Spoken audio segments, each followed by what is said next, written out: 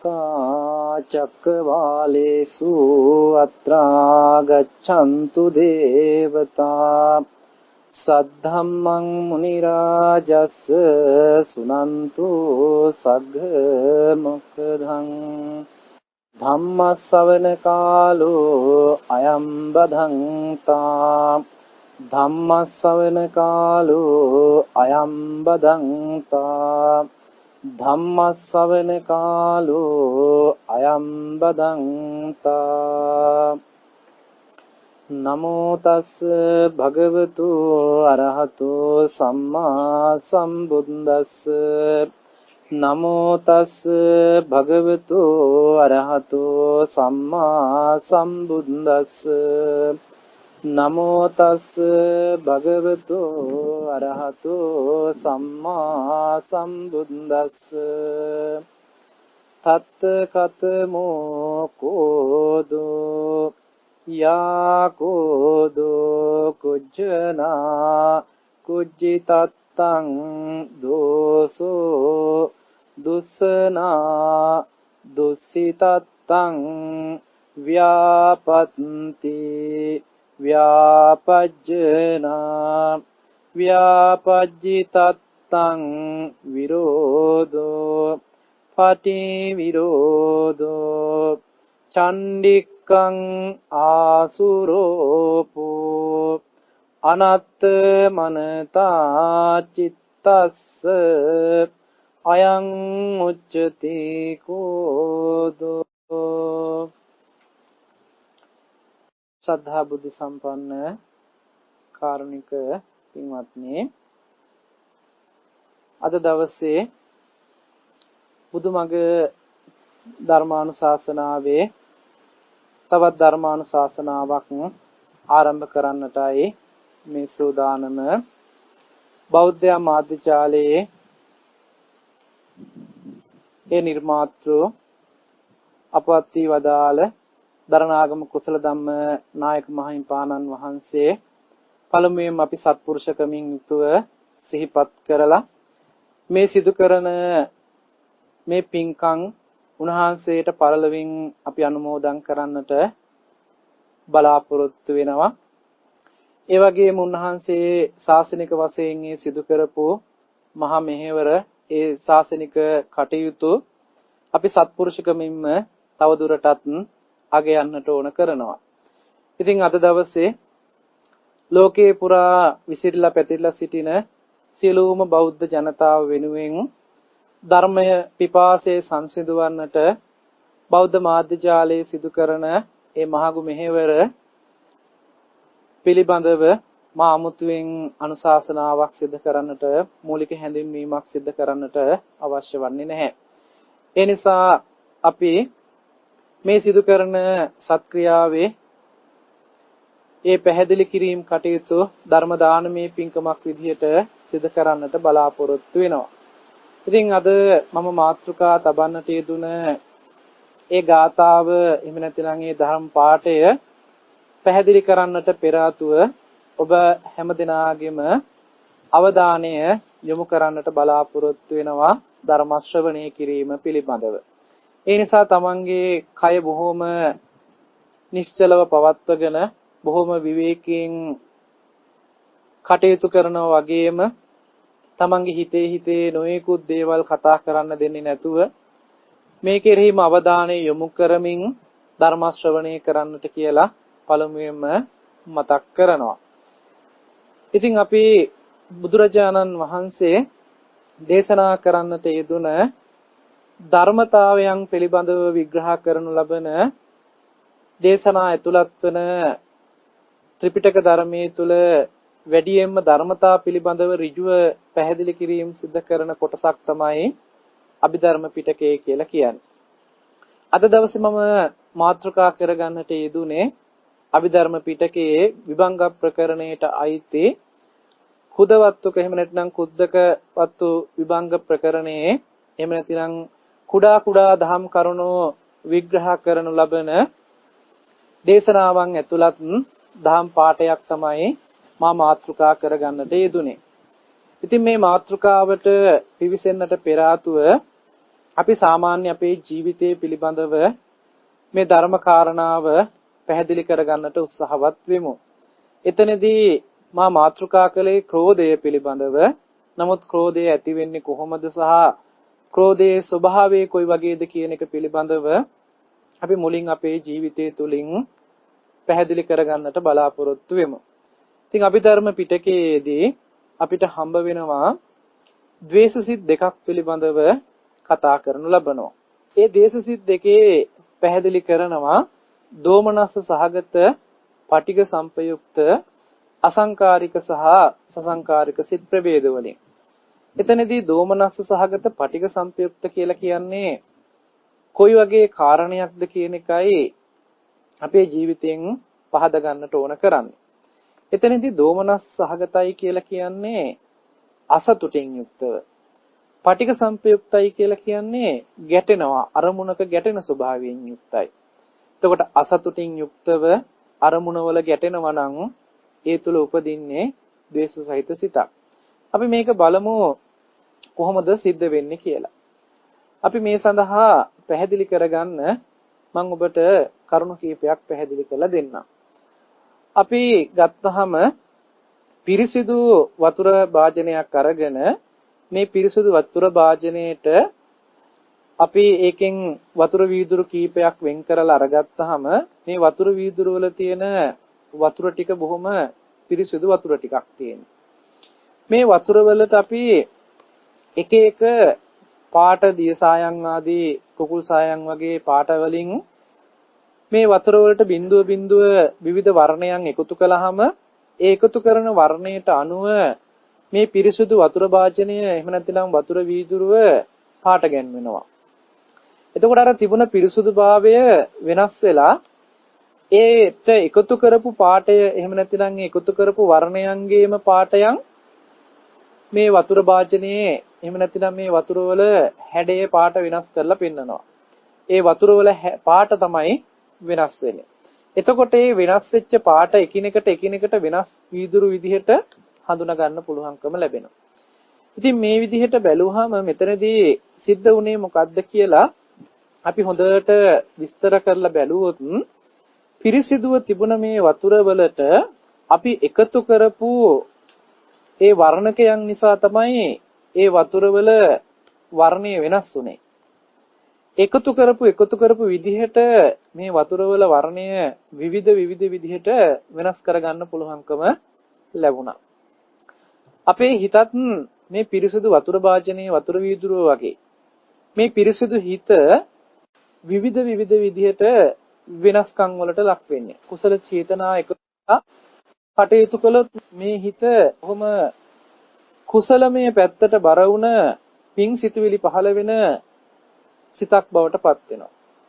ඒ වගේම අකුසල කාරණාවන් වලට එහෙම නැතිනම් අකුසල චෛතසිකව මේ හිත නැඹුරු වුණාම මේ හිතේ ස්වභාවය අකුසලමය පැත්තට නැඹුරු වෙනවා. එහෙමනම් මේ හිතේ දෝෂයන් නිර්මාණය කරන්නේ හිතේ යහපත නිර්මාණය කරන්නේත් මේ හිත ඇසුරු කරන සිතුවිලි ධාරා මගින්. එහෙම නැතිනම් චේතනා මගින්. එහෙමනම් අපි බලන්නට ඕනේ මේ හිත ඇසුරු කරන චේතනාන් වලට අනුව සිතුවිලි ධාරාවන් වලට අනුව අපි මේක පාලියෙන් චෛතසික කියලා නම් කරනවා. මේ චෛතසික ධර්මයන් වලට අනුව මේ හිතේ ස්වභාවය වෙනස්කම් ගණනාවකට ලක් වෙනවා. ඒ වෙනස්කම් අනුව තමයි මේ හිත වර්ගීකරණයක් කරන්නේ. කුසල සිත් කියලා, අකුසල සිත් කියලා, ඒ වගේම ලෝකෝත්තර සිත් කියලා මේ විදිහට වර්ගීකරණය කරන්න පුළුවන්කම ලැබෙනවා. ඒවා තවදුරටත් මතක් කළොත් කාමාවචර මට්ටමින් ගත්තාම අකුසල සිත්, ලෝභ සිත්, දෝෂ සිත්, මෝහ සිත් කියලා, ඒ වගේම කාමාවචර කුසල සිත් කියලා, ඒ වගේම රූපාවචර කුසල සිත්, ඒ වගේම මාර්ග සිත්, ඵල සිත් කියලා මේ විදිහට සිත්වල වර්ගීකරණයක් කරන්නට පුළුවන්කම ලැබිලා තියෙන්නේ ඒ විදිහට හිත ඇසුරු කරන චෛතසික ධර්මයන් වල ස්වභාවය අනුව. ඒ නිසා චෛතසික ධර්මයන් වල ස්වභාවය තේරුම් ගැනීමෙන් හිතක තියෙන ස්වභාවය තේරුම් ගන්නට පුළුවන්කම ලැබෙනවා. ඒ නිසා මම මාතෘකා කළ මේ පාඩය එහෙම නැතිනම් මේ ක්‍රෝධය පිළිබඳවයි මතක් කළේ. ඒ සඳහා උපදින්නට තියෙන සිත් තමයි ද්වේෂ සිත් දෙක. මේ ද්වේෂ සිත් දෙකේ ස්වභාවය අපි ටිකක් විස්තර කරගත්තාම දුම්නස් යුක්තයි, පටිඝයකින් යුක්තයි. දෝමනස්ස සහගත පටිඝ සම්පයුක්තයි කියලා කියන්නේ අසතුටින් යුක්තව අරමුණේ ගැටෙන ස්වභාවය. දැන් මේ අසතුටින් යුක්තව අරමුණේ ගැටෙන ස්වභාවය කොයි වගේද ඇති වෙන්නේ කියන එක පිළිබඳව අපි බලමු.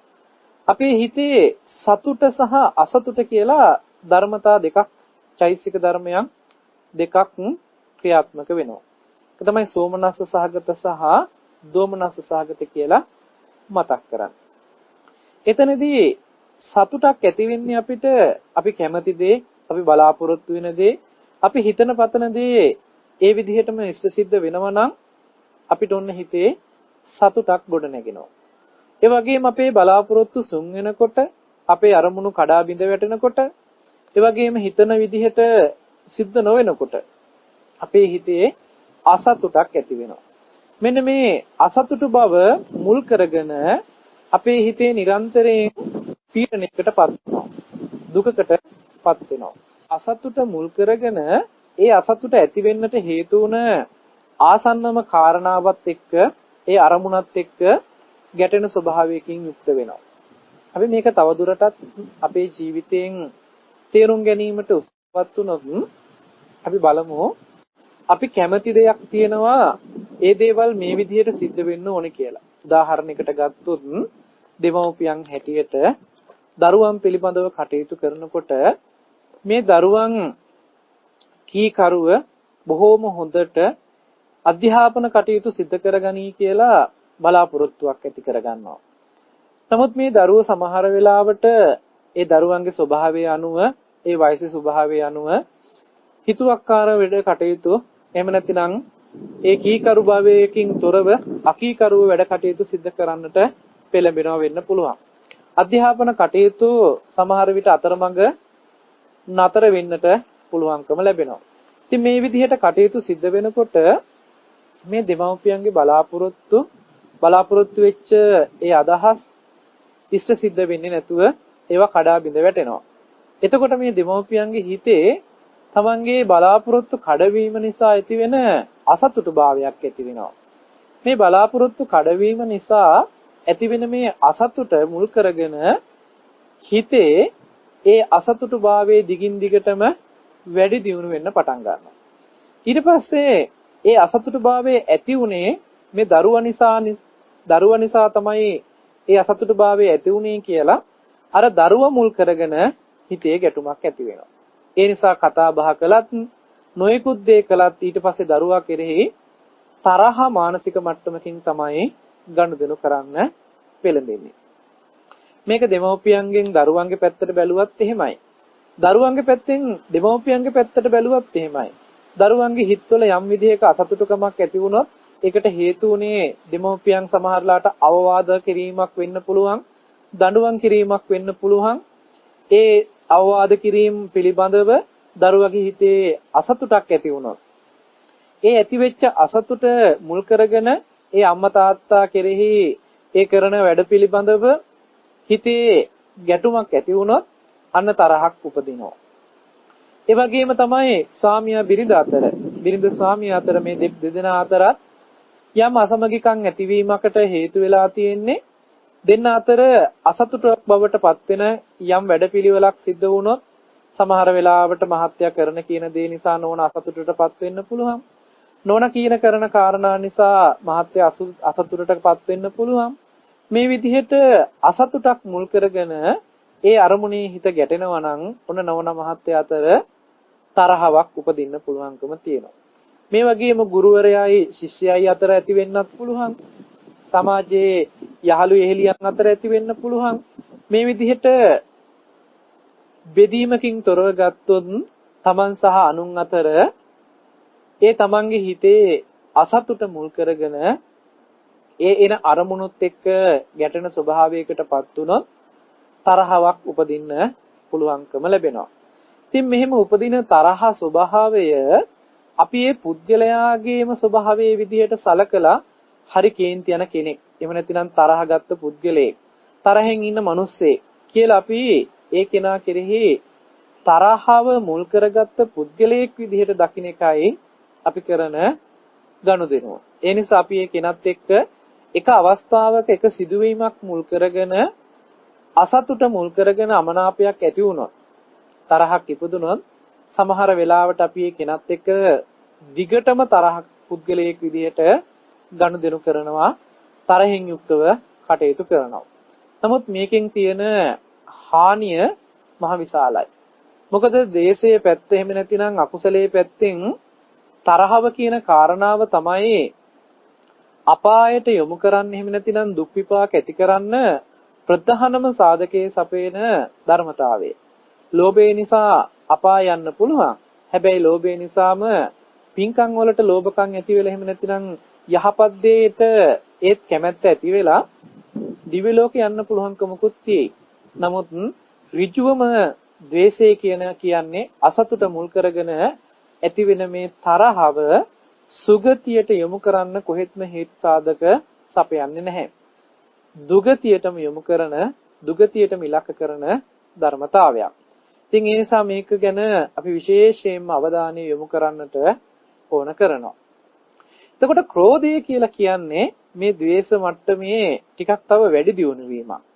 ක්‍රෝධ මට්ටමකටපත් වෙනවා කියලා කියන්නේ ඒ ද්වේෂම එහෙම නැතිනම් හිතේ අසතුට මුල් කරගෙන ඒ අරමුණේ ගැටෙන ස්වභාවයෙන් කටයුතු කරනකොට ඒ ගනුදෙනුව නිසා හිතේ ඇති වෙනවා ක්‍රෝධ සහිත බවක්.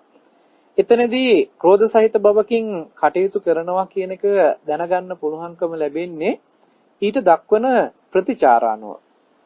සමහර වෙලාවට හිතේ තරහව මුල් කරගෙන අපි ඒ අරමුණට දක්වන ප්‍රතිචාර ටිකෙන් දකින්න පුළුවන්කම තියෙනවා ක්‍රෝධයකින්ද ඉන්නේ නැද්ද කියන එක පිළිබඳව.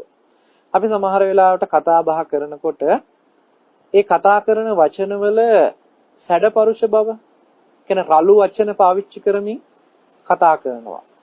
යමක් ඇහුවාම ඒකට ලබා දෙන පිළිතුරු විදිහට අපි ලබා දෙන්නේ ටිකක් සැර වචන ටිකක්. එහෙම නැතිනම් අසම්පූර්ණ වචන ටිකක්. එහෙම නැතිනම් අර අපි මතක් කරන්නේ ඒ කියන්නේ ආයුධයක වගේ වචන. ඒ කියන්නේ කැපෙන විදිහේ, එහෙම නැතිනම් අපි ඒක කියනවා අර උසුළු විසුළු කරන විදිහට වෙන්න පුළුවන්, කෙනෙක් අපහසුතාවයට පත් කරන්නට වෙන්න පුළුවන්. ඒ භාවිතා කරන වචන බොහොම තියුණු වචන බවට පත් වෙනවා. තව කෙනෙකුගේ හිත රිදවන්න පුළුවන් තරම්, කෙනෙකුගේ හිත පීඩාවට පත් කරන්න පුළුවන් තරම් රළු වචන පාවිච්චි කරනවා. මේ පාවිච්චි කරන්නේ හිතේ ක්‍රෝධය මුල් කරගෙන. ඒ වගේම කරන ක්‍රියාව තුලිනුත් අපිට මේ ක්‍රෝධය දකින්න පුළුවන්කම ලැබෙනවා. ඒ කරන වැඩ ටික බොහොම සතුටින් නෙමෙයි කරන්න, ඕනවට එපාවට කරනවා. එහෙම නැතිනම් ඒවා අපිලිවෙලට කරනවා. එහෙම නැතිනම් මේ කරන දේවල් තුලින් අන් අයට හානි පමුණවන විදිහට කටයුතු කරනවා. ඉතින් මේ විදිහට වචනයෙන් සහ ක්‍රියාව තුලින් අපිට හිතේ මිනුම් දණ්ඩ හඳුනා ගන්න පුළුවන්කම ලැබෙනවා. හිත ඇතුලේ ක්‍රෝධය ක්‍රියාත්මක වෙනවා කියලා අපිට හිත දිහා බලලා හඳුනා ගන්නට පුළුවන් හැකියාව නැති නිසා, එහෙම හැකියාව තියෙනවා නම් හිත දියුණු කරපු අයට එහෙම හඳුනා ගන්න පුළුවන්කම ලැබෙනවා. නමුත් අපේ ස්වභාවයේ හැටියට කෙනෙකුගේ හිතේ ඒ ක්‍රෝධමය හඳුනා ගැනීම සඳහා අපිට කයෙන් සහ වචනයෙන් ඊට දක්වන ප්‍රතිචාර වලින්මයි හඳුනා ගන්න පුළුවන්කම ලැබෙන්නේ. සමහර වෙලාවට මේක වචනේ තුල ඔබ හොඳට දැකලා ඇති. කෙනෙක් එක කතා කළාම ඒ කතා කරන වචන බොහොම මටසිලුටු නම්‍යශීලී විදිහට පිට කරන වචන නෙමෙයි. බොහොම තද, කරකශ, රළු විදිහේ වචන තමයි ඉදිරිපත් කරන්නේ. ඇහුවාම නිකන් මේ වචන වලට අර ඍජුව, තදව උත්තර ලබා දෙනවා. සමහර වෙලාවට මන් දන්නේ නැහැ. ඒ වගේ නොයෙකුත් විදිහට අර ඒකෙන් පලා යන්න, එහෙම නැතිනම් ඒකට සම්බන්ධ නොවෙන්න, ඒකත් එක්ක එකඟ නොවන විදිහේ අදහස් ඉදිරිපත් කරනවා, ඒ වචන ප්‍රකාශ කරනවා. ඒ වගේම කයේ මේ ක්‍රියාත්මක වෙන ස්වභාවය අපිට හඳුනා ගන්න පුළුවන්කම ලැබෙනවා. සමහර වෙලාවට ඒ ක්‍රෝධය පිට කරන්නට භාවිතා කරනවා. එතනදී අපිට හඳුනා ගන්න පුළුවන් මේ කයේ දක්වන ප්‍රතිචාර වලින්. සමහර වෙලාවට බිම තියෙන ගලකට පයින් පහරක් ගහලා මේ සමහර වෙලාවට ඒ ක්‍රෝධය පිට කරන අවස්ථාවන් අපිට දකින්නට පුළුවන්කම තිබෙනවා. තව දුරටත් මේ දේවල් වලට අපේ ගෘහස්ත ජීවිතයේ පිළිබඳව එහෙම නැතිනම් ගෙවල් දොරවල් වල මේක දක්වන ප්‍රතිචාර ටික අපි සරලව කතා කළොත් සමහර වෙලාවට මේ ක්‍රෝධය පිට කරන්නේ gedara තියෙන බඩු මුට්ටු එක්ක. සමහර වෙලාවට උපකරණයක් එක්ක වෙන්න පුළුවන්.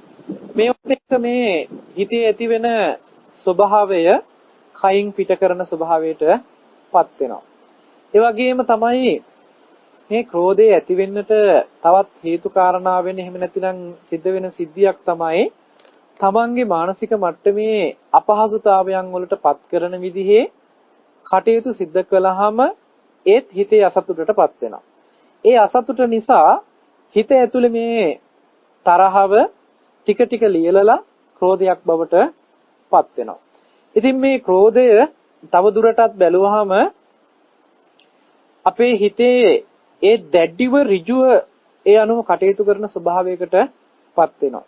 අපි හිතමු කෙනෙක් එක්ක අමනාපකමක් ඇති වෙලා ක්‍රෝධයක් ඇති වුනහම මේ ක්‍රෝධය නිසා ඒ පුද්ගලයා දිහා දකින්නවත් ඒ පුද්ගලයාත් එක්ක කිසිදු සම්බන්ධකමක් ගොඩනගන්නවක්වත් අවමෙන් දකින්නවත් කැමති නැහැ. කතා කරන්නවත් කැමති නැහැ කියන මට්ටමින් දැඩිව මේ හිත ඒ රූපේ ප්‍රතික්ෂේප කරනවා.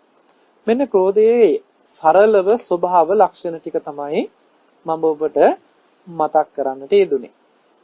එතකොට මේ ස්වභාව ලක්ෂණය තේරුම් ගත්තාම අපි මේක ඇතුලේ ධර්මතාවයේ ටිකක් ගැඹුරින් අධ්‍යයනය කරන්නට ඕන කරනවා. එතනදී මම ඔබට මේ කාරණේ පැහැදිලි කරන්නම්. ඒ සඳහා මම අර මුලින් සඳහන් කළ උපමාව නැවත සිහිපත් කළොත් අර වතුර වීදුරු කීපයක් අරගෙන ඒ වතුර වීදුරු වලට අපි යොදන වර්ණකයන් වලට අනුව ඒ වතුර වීදුරුවේ තියෙන පිරිසුදු වතුර වර්ණ ගැන්වෙනවා වගේ මේ හිත ඒ හිතට යෙදෙන චෛතසික ගති ලක්ෂණ අනුව තමයි මේ හිත නොයෙකුත් විවිධ විදිහට විපරිත වෙන්නේ. හිතේ ස්වභාවය වෙනස් කරන්නේ මේ චෛතසික ධර්මයන් හිතේ ගති ලක්ෂණ වෙනස් කරන්න පුළුවන්කම ලැබෙනවා. එහෙමනම් මේ පිරිසුදු මට්ටමේ තියෙන ස්වභාවයෙන්ම පිරිසුදු සිත කිලිටි කරලා දාන දේවල් වලට කියනවා කෙලෙස් ධර්මයන් කියලා. අකුසල ධර්මයන් කියලා. එතකොට මේ හිත කිලිටි වෙනවා කියන එක අපි පැහැදිලි කරගන්න බැලුවොත් අපිට තේරුම් කරගන්න පුළුවන්කම ලැබෙනවා හිත මෙහෙවීමකින් තොරව එහෙම නැතිනම් හිතේ යථා ස්වභාවය තේරුම් නොගෙන කටයුතු කරනකොට අපි මේ හිතේ ඉදිරිපත් වෙන ගති ලක්ෂණ ටික පුද්ගලයෙක් විදිහටයි අපි හඳුනාගන්නේ. ඒ නිසා අපිට වෛර කරන, ක්‍රෝධ කරන පුද්ගලයෙක් හම්බ වෙනවා. ඒ පුද්ගල ස්වභාවයෙන් අපි ගනුදෙනුවක් සිද්ධ කළා තියෙනවා. Tamanට තරහක් ආවා. එහෙම නැතිනම් තව කෙනෙක් වෛරයෙන් ඉන්න, එහෙම නැතිනම් ක්‍රෝධ කරන පුද්ගලයෙකුට ක්‍රෝධ කරනවා කියන මෙන්න මේ වගේ අදහස් ආකල්ප ටිකක් තමයි අපිට තේරෙන්නේ, අපිට පැහැදිලි වෙන්නේ. ඉතින් මෙතන ටිකක් විසඳාගත යුතු කාරණයක් තියෙනවා. ඒ කාරණේ තමයි අපි මේ පුද්ගල භාවයට පොඩ්ඩක් එහාට ගිහිල්ලා බැලුවොත් අපි ධර්මයේ තුල භාවනා පැත්තෙන් එහෙම නැතිනම් විදර්ශනා පැත්තෙන් සඳහන් කරනකොට මේ හිතේ ස්වභාවය පිළිබඳව පෙන්නනවා. ඒ සතිපට්ඨාන සූත්‍ර දේශනාවල වගේ ගත්තාම චිත්තානුපස්සනා වගේ ධර්ම විග්‍රහයන් පැහැදිලි කරගත්තාම සරාගං චිත්තං චි පජානාති සදෝසං චිත්තං චි පජානාති කියලා කිව්වහම මේ රාගසහිත සිතක් බව හඳුනන්න. දෝෂසහිත සිතක් බව නුවණින් දැනගන්න කියන එහෙම නැත්නම් පජානාති කියලා කියන්නේ නුවණින් හඳුනනවා කියන අර්ථයයි. එතකොට කොහොමද මේ හිතක් නුවණින් හඳුනන්නේ? මෙන්න මෙතන තමයි වැදගත් කාරණාව තියෙන්නේ. අපි මේ හිත ඇසුරු කරන චෛතසික ධර්මයන් වලට අනුව එහෙම නැතිනම් හිතේ ගති ලක්ෂණ ටික විනාශ වෙනවා කියලා මම මතක් කළේ අර වතුර වීදුරුවේ උපමාව අරගෙන පැහැදිලි කළේ මෙන්න මේක පැහැදිලි කරගන්න ඕන නිසායි. එතකොට මේ හිත මේ වගේ අකුසල ධර්මයන්, කෙලෙස් ධර්මයන් වල ඇසුරකටපත් වෙච්ච නිසායි ක්‍රෝධය කියන ගති ලක්ෂණ ඉස්මතු වෙන්නේ. ක්‍රෝධය කියන ගති ලක්ෂණ ඉස්මතු වෙච්ච නිසායි ඊට දක්වන කාය කම්ම වචී කම්ම කියන ප්‍රතිචාර ටික ඉදිරිපත් වෙන්නේ. එතකොට ක්‍රෝධයක් ඇති වෙලා ඒ ක්‍රෝධයට අනුව වචන පිට කරනකොට ඒ ක්‍රෝධයට අනුව ක්‍රියාවන් කරනකොට කයෙන් වෙන ක්‍රියා ටික සිද්ධ වෙනකොට අන්නේ ක්‍රෝධයේ පිළිබිඹු කරලා තියෙනවා කාය කම්ම සහ වචී කම්ම විදියට. එතකොට ක්‍රෝධේ මානසිකව සිද්ධ වෙන වෙලාවේදී ඒක මනෝ කම්ම මට්ටමින් සකස් වෙලා තියෙනවා.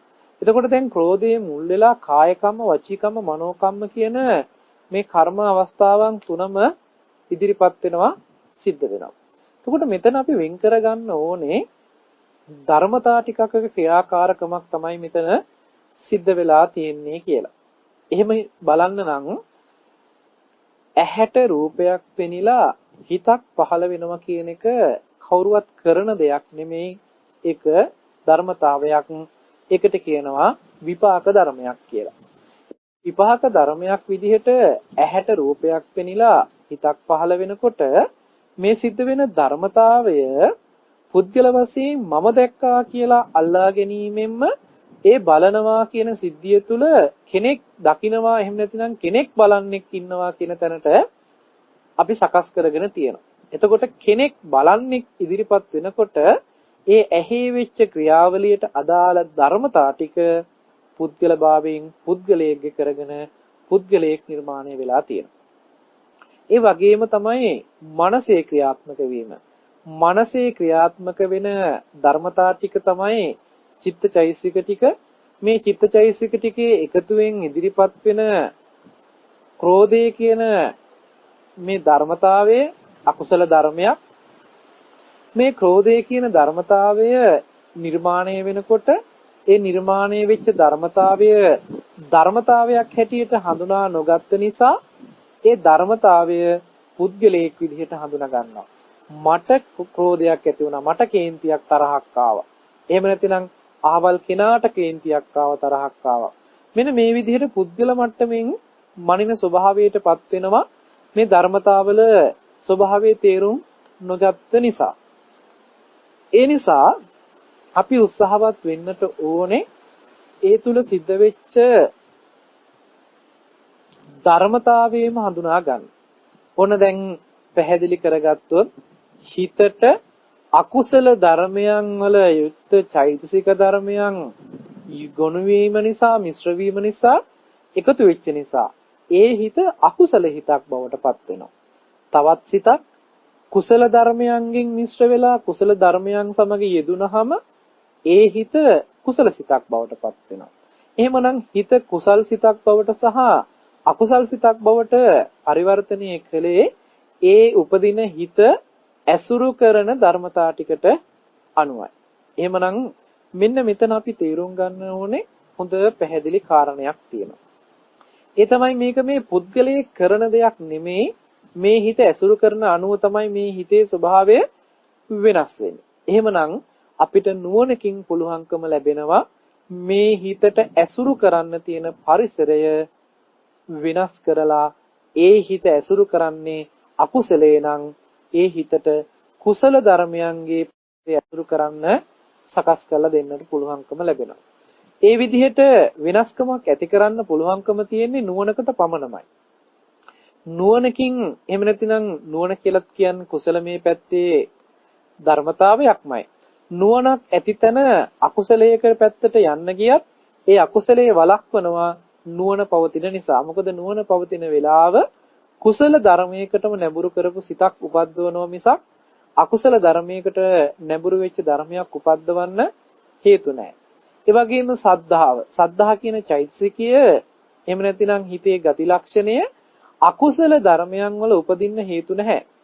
සද්ධාව කියලා කියන්නේ කුසල ධර්මයන් වල උපදින්න තියෙන ධර්මතාවයක්. ඊළඟට සිහිය සති කියලා කියන්නේ කුසල ධර්මයන් වලම උපදින්න තියෙන ධර්මතාවයක්. අකුසල ධර්මයන් වල උපදින්න තියෙන ධර්මතාවයක් නෙමෙයි. ඒ නිසා අපි කුසලමේ පැත්තේ පවතින කුසලමේ පැත්ත උපද්දවන්න හේතු වෙන මේ චෛතසික ධර්මයන් එහෙම නැතිනම් චේතනා ටික එහෙම නැතිනම් හිතේ ගති ටික වර්ධනය කරනවා නම් ඒ හිත කුසල සිතක් බවටම පරිවර්තනය කරගන්න පුළුවන්කම ලැබෙනවා. ඉතින් ක්‍රෝධය දුරු කිරීම පිණිස අපේ හිතේ ස්වභාවය වෙනස් කරන්න අපි පුළුවන් තරම් උනන්දු වෙන්න ඕනේ, දක්ෂ වෙන්න ඕනේ. ඒක सिद्ध කරන්නේ කොහොමද කියන එක පිළිබඳව ඔබට මම පැහැදිලි කිරීමක් කරන්නම්. එතනදී අපේ හිත මේ විදිහට सिद्ध වෙන්න ඕනේ කියලා අපි පෙර ආතුව කල්පනා කරලා සැලසුම් කරලා අපේ හිත සතුටු වෙන විදිහේ දේවල් ටිකක් අපි සකස් කරගෙන තියෙනවා. ඒ සකස් කරගෙන තියෙන්නේ කුසලයේද අකුසලයේද කියලා ප්‍රභේද නැහැ. අපේ හිත යම් දෙයකින් සතුටටපත් වෙනවා නම් ඒ සතුටටපත් වෙන දේ අනුව තමයි අපි වෙන් කරගෙන තියෙන්නේ. නමුත් නිවැරදිව නුවණකින් කටයුතු කරනකොට ඒ කටයුත්ත නිවැරදි කරගන්න ඕනේ කොහොමද කියන එක මම පැහැදිලි කරලා දෙන්නම්. අපි හිතමු යම් කෙනෙක් ඉන්නවා මේ කෙනා සතුටු වෙන්නේ සත්තු මරලා. සත්තු මැරීම තමයි එයාගේ විනෝදාංශය. මස් පිණිස නෙමෙයි මෙයා සත්තු මරන්නේ, විනෝදාංශය පිණිස සත්තු මරන්නේ. එතකොට එයා සත්තු මැරීමෙන් සතුටටපත් වෙනවා. එයා කෙනා ඒ කරන ක්‍රියාවලිය තුළ බොහෝසේ සතුටටපත් වෙන අවස්ථාව කවුරු හරි කෙනෙක් වළක්වලා දැම්මොත්, කවුරු හරි කෙනෙක් කිව්වොත් සත්තු මරන්න එපා කියලා, සතුටට බාධා වීමෙන් මේ කෙනාගේ හිතේ ඇති වෙන්නේ අසතුට. අසතුට නිසා මේ කෙනා අධික කෝපයටපත් වෙනවා. ක්‍රෝධය ඇති කර ගන්නවා. අධික ලෙස තරහක් හිතේ උපද්දව ගන්නවා. මේ කෝපයටපත් වීම මේ කෙනා වැරදි දෙයක්මයි කළේ, ඒ කරපු වැරදි ක්‍රියාකාරකම නිසා සතුටටපත් වුණා. හැබැයි මෙයා මේක වැරද්දක් කියලා දන්නෙත් නැහැ. සමහර විට පිළිගන්න කැමතිත් නැහැ. ඒ දේ තුලින් මේ කෙනා වැරදි දේ තුල සතුටටපත් වෙනවා. සමහර අය ඉන්නවා නැති බැරිකමට හොරකම් කරනවා. ජීවනෝපාය සඳහා මේ දේවල් කරන අය ඉන්නවා. නමුත් සමහර අය ඉන්නවා සතුට සඳහා කරනවා. සත්තු මරන්නේ සමහරලාට සතුටු වෙන්න. සමහරලාට හොරකම් කරන්නේ සතුටු වෙන්න. ඒ වගේම කාමීත්‍යාචාරයේ දෙන්න සතුටට. ඒ කෙනා කැමති සතුටු වෙන දේ අපි ලබා දුන්නොත් ඒ කෙනාගේ ක්‍රෝධය නැති කිරීම පිණිස අපි හිතමු එහෙමනම් කමක් නැහැ, සතුටු වෙන්නනේ සත්තු මැරුවට කමක් නැහැ. මම මේක මතක් කළේ සමහර අවස්ථාවල අපි මේක දකිනවා දෙමව්පියන් තුළ. පුංචි දූ දරුවෝ නොදන්නකමට නොතේරුම්කමට මේ වැරදි කරනවා වෙන්න පුළුවන්. නමුත් මේ වැරද්ද නතර කරන්න උත්සාහවත් වීම තුළ ඒ දෙමව්පියන්ට මේ පුංචි දූ දරුවන්ගේ ඒ තරහව ඉස්මතු වෙලා කෑ ගහලා අඬලා මේ දෙමව්පියෝ මේ දරුවන්ගේ හිතේ තියෙන මේ අසතුට, මේ ප්‍රකාශ කරන අසතුටට බයයි. එහෙම නැතිනම් ඒ දරුවෝ රිදවන්න තියෙන අකමැත්ත නිසා, දරුවෝ සතුටු කරන්න තියෙන කැමැත්ත නිසා ඒ දරුවන් වෙනුවෙන් කමන්නේ නොතේරුම්කමටනේ තාම පොඩි දරුවෝනේ කියලා අර වැරදි දේ සමහර වෙලාවට අනුමත කරනවා. එහෙම නැතිනම් ඒවට අනුබල ලබා දෙනවා. කමන්නේ පුංචි කාලේ නොතේරුම්කමටනේ කලේ, කමන්නේ පුතේ නං කියලා ඒවට ඉඩහසර අවස්ථාව සලසලා දුන්නාම අපි තව වැරදි පැත්තකට ඒ මනස විවර කරලා තියෙනවා. ඒ නිසා නුවණින් කරන්න ඕනි කියලා කිව්වේ මෙන්න මේක පැහැදිලිව ගන්නට ඕන. මේ වැරදි කරන ක්‍රියාවලිය තුළ කොච්චර සතුට ලැබුවත් ඒ වැරද්ද වැරද්දක් විදිහට පෙන්වලා දෙන්න පුළුවන්කම තියෙන්නට ඕන. ඒ වැරදි දේ තුළ තියෙන ආදීනවේ පෙන්වලා දෙන්න පුළුවන්කම තියෙනවා. ඒ විදිහේ ආදීනවේ පෙන්වලා දුන්නාම තමයි, එයින් ලැබෙන විපාකයන් පෙන්වලා දුන්නාම තමයි ඒ දරුවෝ තේරුම් ගන්නෙ. එහෙම නැතිනම් ඒක පැහැදිලි කරගන්න පුළුවන්කම ලැබෙන්නේ. එහෙම නැතුව ඒ කරන වැරද්ද නිවැරදි බව නිවැරදි කිරීම කරන්නේ නැතුව අර හිතේ ඇතිවෙන අසතුටභාවයේ තරහව නැති කරන්න අපි මේ දේ ලබා දෙනවා. ඒ නිසා මේ පුංචි දරුවෝ පොළඹිලා තියෙනවා. අම්මා තාත්තා මොනවා හරි දෙයක් එපයි කියලා කිව්වනම්, මේක සුදුසු නෑ කියලා කිව්වනම්, අඬලා කෑ ගහලා විලාප තියලා තරහව ප්‍රකාශ කරලා ඒ තුලින් ඒ අම්මා තාත්තගේ ඒ ආදරය නිසා ඒ දරුවා හඬවන්න, එහෙම නැතිනම් ඒ දුකටපත් කරන්නට තියෙන අකමැත්ත නිසා මේ දරුවෝ මේක කපටිකමක් විදිහට අද පාවිච්චි කරනවා. අඬලා ජය ගන්න බලාපොරොත්තු වෙනවා. තරහව ඉදිරිපත් කරලා ඒ තරහවෙන් බේරෙන්න ඕන නිසා, එහෙම නැතිනම් ඒ කේන්තිය අම්මා තාත්තා වෙනුවෙන් ඉදිරිපත් කරලා ඒ අම්මා තාත්තේකින් බේරෙන්න ඕන නිසා ඒ දරුවන්ගේ ඉල්ලීම් ටික ලබා දෙන තැනට අද සමාජයේ පත් වෙමින් යනවා. ඉතින් මෙතනදී බලන්නට ඕනේ මේ කලේ නිවැරදි ක්‍රමවේදය නෙමෙයි. මේ සිද්ධ කලේ වැරදි ක්‍රමවේදයක්. ඒ නිසා බුදුරජාණන් වහන්සේ මේ නුවණින් සිද්ධ කරන්න ඕනේ වැඩපිළිවෙල කොහොමද කියලා පෙන්නනවා. ඉපදිලා තියෙනවා නම් යම් අකුසල ධර්මයක් ආශ්‍රව ධර්මයක් මේ දේවල් දුරු කරන පැත්තට කටයුතු කරන්නට ඕනේ වගේම අපේ ජීවිතයේ පැත්තෙන් ටිකක් තේරෙන්න කතා කළොත් යම් දරුවෙක් සතුටු වෙන්න සත්තු මරනවා නම් සතුටු වෙන්න බොරු කියනවා නම් බොරු කියලා සතුටු වෙනවා නම් සත්තු මරලා සතුටු වෙනවා නම් මෙන්න මේක කෙලින්ම ජීවම වළක්වීමෙන් හොරකම් කරලා එරදි කරලා සතුටු වෙන මානසික මට්ටමට යහපත් දේ කරලා සතුටු වෙන්න පුළුවන් පැත්තේ මනසේ සකස් කරගන්න නම් අන්න ඒක තමයි නිවැරදි මඟ පෙන්වීම. අපි හිතමු මෙහෙම පුංචි පුංචි විදිහේ උපකාරයක් කරලා වතුර ටිකක් වෙන්න පුළුවන්, ඒ සතාට කෑම ටිකක් වෙන්න පුළුවන්. ආදී මේ විදිහට සත්වයකට උපකාර ටිකක් කරලා ඒ සතාගේ පණ බේර ගන්න පුළුවන් විදිහට ඒ දරුවා යොමු කරනවා නම් අන්න ඒ දරුවා සතෙක් මරලා සතුටු වෙනවට වඩා සතෙකුගේ ජීවිතේ බේරලා සතුටු වෙනවා කියන පැත්තට හරවන්න පුළුවන්කම තියෙනවා නම් අන්න ඒ තුළ ඒ දරුවා සතුටු වෙන ක්‍රමය වෙනස් කරගන්නවා. කෙනෙකුගේ දෙයක් හොරකම් කරලා සතුටු වෙනවා කියන පැත්ත ඒ දරුවගේ මානසික පැත්තේ වර්ධනය වෙලා තියෙනවා නම් අපි කෙනෙකුට නැති බැරි කෙනෙකුට යමක් දීලා සතුටු වෙනවා කියන පැත්තට යොමු කළොත් ඒ දරුවා ඒ පැත්තේ ක්‍රියාකාරකම් වල යොමු කිරීම තුළ ඒ දරුවා සතුටටපත් වෙනවා. එතකොට තමන්ගේ තියෙන දෙයක් අන් අයට දීලා සතුටු වෙන්න පෙළඹෙනවා මිසක් අනුන්ගේ දෙයක් තමන්ගේ කරගෙන සතුටු වෙන මානසික මට්ටමින් මිදෙනවා. මේ විදිහට ගත්තහම අපේ මේ දරුවන්ගේ මානසික මට්ටම් ටික යහපත් යෙදවීම තුළ යහපත් ක්‍රියාකාරකම් වල නිරත කිරීම තුළ සතුටටපත් කරන්න පුළුවන් නම් අන්න අර අසතුටු වෙන්න තියෙන හේතුව නැති කරන්න පුළුවන්කම තියෙනවා. නමුත් අපි අසතුටු වෙන්න තියෙන හේතුව නැති කරන්න කියලා අසතුටු උනේ මොකක් නිසාද? මෙන්න මේ වැරදි කරලා නම් ඒ වැරද්ද තවදුරටත් කරන්න ඉඩ දීලා සතුටු වෙන්න බලාගෙන හිටියොත් අපි වැරදි මඟ යොමු කරපු දරුවෙක් බවටමයි පත් වෙන්නේ. ඒ දරුවගෙන් යහපත බලාපොරොත්තු වෙන්න එපා, යහපත ප්‍රාර්ථනා කරන්න එපා. මෙන්න මේ සිදුවීම අපේ ජීවිතය තුළ හොඳට තේරුම් ගන්න ඕන කාරණාවක්. මේකෙදි වෙලා තියෙන්නේ මොකක්ද දන්නවද? පුද්ගලයෙක් වෙනස් කළා නෙමෙයි. ඒ හිත ඇසුරු කරපු ධර්මතා ටික වෙනස් කළා. ඒ ධර්මතා ටික වෙනස් වෙනකොට ඒ ධර්මතා ටික ඇසුරු කරන හිත වෙනස් වෙනකොට ඒ හිතින් ධර්මතා ටිකත් එක්ක කරන එහෙම නැතිනම් චිත්තචෛසික ටිකේ ගනුදෙනුවෙන් වෙන ක්‍රියාකාරකම් ටික ස්වභාවයෙන්ම වෙනස් වීමකට ලක් වෙනවා. හේතුවට අනුවයි ඵලය ලැබෙන්නේ. හේතුව වෙනස් වෙනකොට ඵලය වෙනස් වෙනවා. හේතුව නැති වෙනකොට ඵලය නැති වෙනවා කියලා ධර්මතාවයක් අපේ ජීවිතේට බුදුදහම තුළ පණිවිඩයක් ලබා දෙනවා. ඉතින් මෙන්න මේ පණිවිඩය තව දුරටත් අපේ ජීවිතවල ශක්තිමත් කරන්නට ඕනේ. මේ ජීවිතය තුළ ප්‍රාණවත් කරන්නට ඕනේ මේ කාරණේ. පුද්ගලයෙක් විදිහට හිතලා පුද්ගලයෙක්ගේ දෝෂයක් දැකලා පුද්ගලයෙක්ගේම කාරණාවක් අපි වෙනස් කරන්න ගියොත් ඒ පුද්ගලයා අපිත් එක්ක උරණ වෙනවා, කේන්ති ගන්නවා, අසතුටටපත් වෙනවා. නමුත් ඒ හිත තුළ අන්තර්ගත වෙන ධර්මතා ටික වෙනස් කරන්න පුළුවන් නම් අපිට අන්නේ ධර්මතා ටික අනුව අපි වෙනස් කිරීම කරන්න පුළුවන්කම ලැබෙන්නේ නුවණකට පමණයි. මම මේක තවදුරටත් මෙහෙම කාරණයක් මතක් කරන්න. අපි හිතමු වැරදි කරන දරුවෙකුට අපි දඬුවම් කරනවා. එහෙම නැතිනම් බනිනවා, දොස් කියනවා, අඩුපාඩු පෙන්නලා දෙනවා. මේ විදිහට මේ දරුවට දොස් කියන්න ගියාම, දඬුවමක් කරන්න ගියාම මේ දරුවගේ ස්වභාවයෙන්ම මේ දරුවා අමනාපයකට තරහකටපත් වෙනවා. ක්‍රෝධයකටපත් වෙනවා මේ දරුවගේ මානසික මට්ටම. ක්‍රෝධ සහිත මේ මානසික මට්ටමය හිත හදන්න පුළුවන් කමක් නැහැ, හරි අමාරුයි. එහෙම මානසික මට්ටම දරදඬු මානසික මට්ටමකට උග්‍ර රළු මානසික මට්ටමකටපත් වුනහම මේක සමාජයේ දරුවන්ට විතරක් නෙමෙයි වැඩිහිටියයටත් මේ දේ මේ විදිහටම බලපානවා.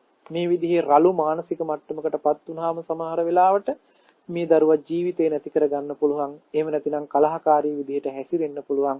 මහ විශාල කරදර කම්කටොළු රාශියකටපත් වෙන්න පුළුවන්. සමාජයට විසම වෙච්ච, සමාජයට හානිකර වෙච්ච ව්‍යසනයන් වලට මැදිහත් වෙලා විශාල හානිකර පුද්ගලයෙක් බවට මේ සමාජයට මෙපා වෙච්ච දරුවෙක් බවට සමාජගත වෙනවා. අපි මේක කොහොමද විසඳන්න ඕන? එතනදී අපි විසඳ ගන්න ඕනේ මේ දරුවගේ මානසික මට්ටම තේරුම් ගන්නට ඕනේ. ඒ වැඩිහිටියගේ මානසික මට්ටම තේරුම් ගන්නට ඕනේ. තේරුම් අරගෙන ඒ කෙනාට දොස් කියන්නේ නැතුව, ඒ කෙනා තලා පෙලා දාන්නේ නැතුව, ඒ මනසට පීඩාවක් ඇති කරන්නේ නැතුව අපිට පුළුවන්කමක් තියෙනවා නම් ඒ කෙනා කරලා තියෙන එකම එක හොඳ ගුණයක් එහෙම නැත්නම් හොඳ ලක්ෂණයක් තියෙනවා නම්, යහපත් දෙයක් තියෙනවා නම් මෙන්න මේ යහපත් දේ අග යන්න පුරුදු වෙන්න ඕනේ පළමුවෙන්. ඒ යහපත් දේ ඇගීමකට ලක් කරලා එහෙම යහපත් කෙනෙකුට මෙන්න මේ වගේ අයහපත් ක්‍රියාවලියක් ගැලපෙන්නේ නෑ නේද?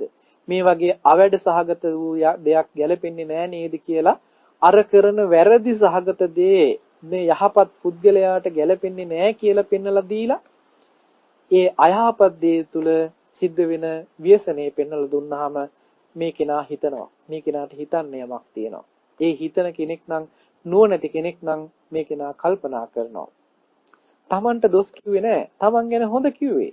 මට ඒ පිළිබඳව දොස් අහන්න කාරණයක් නෑ නේද කියලා මේ කෙනා මේ පිළිබඳව හිතලා තමා තුලින්ම නිවැරදි පුද්ගලයෙක් බවට පත් වෙන්න උත්සාහවත් වෙනවා. ඉතින් මෙන්න මේ වැඩේ අපි ක්‍රියාත්මක කළාම අපිට වැරදි පුද්ගලයෙක් නෙමෙයි හම්බ වෙන්න ඕනේ. අපිට හම්බ වෙන්න ඕනේ හිත වැරදි ඇසුරකට හිතේ වැරදි කෙලෙස් ටිකක් එහෙම නැතිනම් අකුසල ධර්මයන් ටිකක් ඇසුරු කරපු නිසායි මේ හිත වැරදි ඇසුරකට ගියේ. හිත වැරදි ඇසුරකට ගියා නම් ඒ හිත නිවැරදි ඇසුරකටපත් කරන්න වෙන්නේ හිතේ ඇසුරු කරන ධර්මතා ටික නිවැරදි කිරීමෙන් පමණයි. ඒ නිසා අපි පුළුවන් තරම් උත්සාහවත් වෙන්න ඕනේ ක්‍රෝධය සහිත මානසික මට්ටම තේරුම් අරගෙන ඒ ක්‍රෝධය ඇති උනේ අසතුටු බව මුල් කරගෙන ඒ අසතුටු බව නිසා ඒ සඳහා යහපත් පුද්ගලයන් සත්පුරුෂයන් ඇසුරකටපත් වෙන්නට ඕනේ. ඒ සත්පුරුෂයන් නිරන්තරයෙන් මඟ පෙන්වන්නේ ඒ හිත නිවැරදි පැත්තට යොමු කරන්නට අවශ්‍ය කරන වැඩපිළිවෙල. කයෙන් වෙන වැරදි ටික නිවැරදි කරනවා, වචනයෙන් වෙන වැරදි ටික නිවැරදි කරපුවාම කය වචන දෙක හරහා මනසේ ක්‍රියාත්මක වෙච්ච වැරදි පරිසරය නිවැරදිභාවයට පත් කරනවා. යහපත් පරිසරයකට මනස යොමු කරනවා.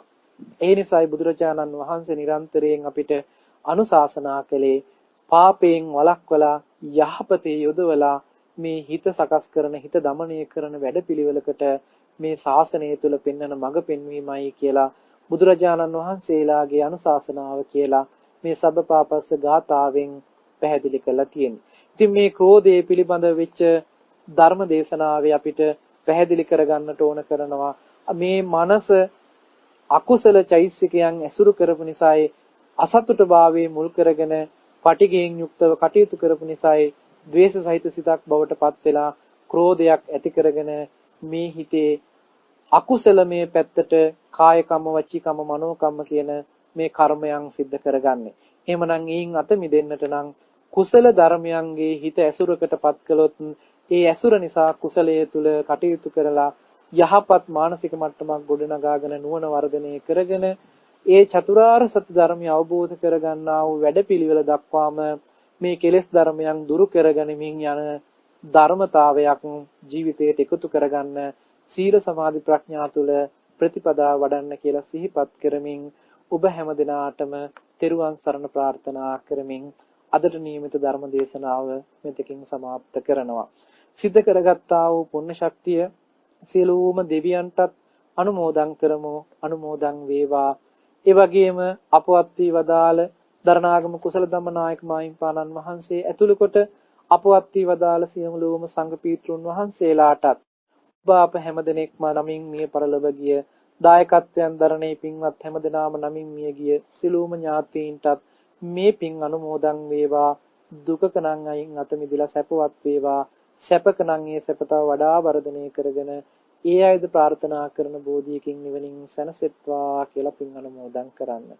තුනුරුවන්ගේ අනන්ත ගුණ බලයෙන් දෙවියන්ගේ දේව රැකවරණයෙන් සිද්ධ කරගත් පුණ්‍ය ශක්තියේ කුසල ශක්තියේ බලයෙන් විශේෂයෙන්ම මතක් කරන්නට ඕනේ අපට ධර්මයෙන් නිරන්තරයෙන් අනුශාසනා කරන අප ධර්මාචාර්යයන් වහන්සේ මාංකඩවල සුදස්සන ස්වාමින් වහන්සේටත් ඒ වගේම නන්දරත්න ස්වාමින් වහන්සේ ඒ වගේම කොත්මලේ කුමාර කස්සප ස්වාමින් වහන්සේ ඒ වගේම සුදස්ස පොඩි හාමුදුරන් වහන්සේ ඇතුළු ගෞරවනීය මහා සංඝරත්නයට විශේෂයෙන්ම බොරලන්දේ ස්වාමින් වහන්සේත් මේ වෙලාවේ සිහිපත් කරනවායි බෞද්ධ මාධ්‍ය ජාලයේ මේ වෙනකොට වර්තමානයේ කටයුතු කරන්නේ උන්වහන්සේ ඒ ඇතුළු කොට මහා සංඝරත්නයට දායක වුණ මේ දේශනාවට සම්බන්ධ වුණ උදව් උපකාර කළ යම් කෙනෙක් වේ නම් ඒ හැම දිනාටම කාය චිත්ත පීඩාවකින් තොර නිදුක් නිරෝගී භාවයේ දිගාසිරි සම්පත්තිය ලැබලා උතුම් වූ චතුරාර්ය සත්‍ය ධර්මය අවබෝධ කරගෙන නිවනින් සැනසෙන්නට මේ සියලු පුණ්‍ය ධර්මය උතුම් පාරමිතාවක්ම වේවා කියලා සාදු කියලා ප්‍රාර්ථනා කරන්න. ආකාසට්ටා ච බුම්මට්ටා දේවා නාග මහිද්దికා පුඤ්ඤන්තං අනුමෝදිත්වා චිරං රක්ඛන්තු ලෝක සාසනං. ආකාසට්ටා ච බුම්මට්ටා දේවා නාග මහිද්దికා පුඤ්ඤන්තං අනුමෝදිත්වා චිරං රක්ඛන්තු දේශනං. ආකාසට්ටා ච බුම්මට්ටා දේවා නාග මහිද්దికා පුඤ්ඤන්තං අනුමෝදිත්වා චිරං රක්ඛන්තු ත්වං සදා. අද දින ධර්මානුශාසනාවේ පින්බර දායකත්වය දරනු ලබන්නේ ඇමරිකාවේ පදිංචි ආචාර්ය සිරිසෝම වනිගතුංග මහත්මාණන්, ඒ වගේම ආචාර්ය ශාන්තිනී පරණවිතාන මහත්මිනිය ඇතුළු පිරිස විශේෂයෙන්ම මේ දෙපළ බලාපොරොත්තු වෙනවා. දෙපාර්ශ්වයේම පරලෝ සැපත් වන්නට යෙදුන මෞදමාපියන් සිහිපත් කරලා පුණ්‍යානුමෝදනා කරන්නට. ඒ අතර වනිගතුංගගේ මෙන්දිරිස් සිඤ්ඤෝ පියාණන්ටත්, ගමගේ ජොසලින් නෝනා මෑණියන්ටත්, රිචඩ් පරණවිතාන පියාණන්ටත්, ඒ වගේම එස්.එම්. නන්දාවතීද සිල්වා මෑණියන් ඇතුළු ඒ පවුල්වල මිය පරලව යන්නට යෙදුන පරම්පරාගතව සංසාරගතව මිය ගියා වූ යම් ඥාති පිරිසක් වේ නම් ඒ හැම දිනකටම පරලොවින් කරන්නට තිබෙන එකම උපකාරය පුණ්‍යානුමෝදනා කිරීමයි මේ සිද්ධ කරන්නට බලාපොරොත්තු වෙන්නේ. ඒ නිසා අද දවසේ සිද්ධ කරගන්නට යෙදුන අති උදාාර පුණ්‍ය ශක්තිය එනම් සදාම් කරන්නට යෙදුන දෙමව්පියන් ඇතුළු මියගිය සියලු දෙනාට අනුමෝදන් කරමු. අනුමෝදන් වේවා. දුකකනම් එයින් අත මිදලා සැපවත් වේවා. සැපකනම් ඒ සැප තව තව වඩා වර්ධනය කරගනිත්වා. ඒ අයද ප්‍රාර්ථනා කරන බෝධියකින් උතුම් වූ නිවනින් සැනසෙත්වා කියලා පින් අනුමෝදන් කරන්න. ඒ වගේම සිද්ධ කරගත්තා වූ පුණ්‍ය ශක්තියේ කුසල ශක්තියේ බලයෙන්ුත්, තුනුරුවන්ගේ අනන්ත ගුණ බලයෙන්ුත්, දෙවියන්ගේ දේව රැකවරණයෙන්ුත් අද දිනේදී මේ පින්බර දායකත්වයේ දරනු ලබන ඇමරිකාවේ පදිංචි ආචාර්ය සිරිසෝම වනිගතුංග මහත්මාණන්ටත්, ආචාර්ය ශාන්ති පරණවිතාන මහත්මිනිය ඇතුළු ඒ පවුල් වලට සහ සම්බන්ධ සියලුම දෙනාටත් කාය චිත්ත පීඩාවකින් තොර නිදුක් නිරෝගී භාවය, දිගාසිරි සම්පන්නිය ලබන්නට කරන කටයුතු ਸਰව ප්‍රකාරයෙන්ම සාර්ථක කරගෙන ධර්මානුකූල ජීවිතයක උතුම් වූ චතුරාර්ය සත්‍ය ධර්මය අවබෝධයේ නිවනින් සැනසෙන්නටත් මේ සිදු කළා වූ උතුම් පුණ්‍ය ධර්මය පාරමිතා ධර්මයක්ම වේවා කියලා සාදු කියලා ප්‍රාර්ථනා කරන්න.